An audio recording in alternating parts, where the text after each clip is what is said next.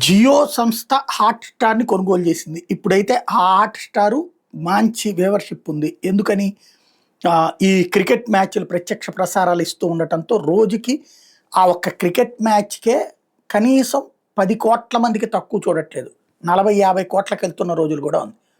ఆ స్థాయిలో నడుస్తుంది. దాని ఇంపాక్ట్‌తో మిగతా సినిమాలు ఇవి కూడా తీసుకురావడం అన్ని భాషల్లో అదంతా నడుస్తుంది. ఇప్పుడు జియో స్టార్ వచ్చేటప్పటికి రూ. 33,000,00,00,000 2025, 26లో ఖర్చు పెడుతుందంట. అంటే కొత్త సినిమాలు అట్లా కొత్త ప్రోగ్రాములు వాళ్ళు డిజైన్ చేస్తారట. అంటే ఇప్పుడంతా కూడా హాట్‌స్టార్ కావచ్చు, సన్ కావచ్చు, వీళ్ళందరూ సొంత ప్రోగ్రామింగ్స్ కూడా ఏర్పాటు చేస్తున్నారు కదా! అమెజాన్ ప్రైమ్ కావచ్చు, వీళ్ళందరూ కూడా ఎక్కువగా అమెజాన్ ప్రైమ్, హాట్‌స్టారే సొంత ప్రోగ్రాములు అంటే ఒక ఎపిసోడ్స్ వైడ్‌గా చేసుకొస్తున్నటువంటి దాంట్లో పోటీలు పడుతున్నారు. దాంతో ఎక్స్‌పెండిచర్ ఎక్కువ అవసరం అవుతుంది. ఇన్వెస్ట్ చేయగలుగుతున్నారు.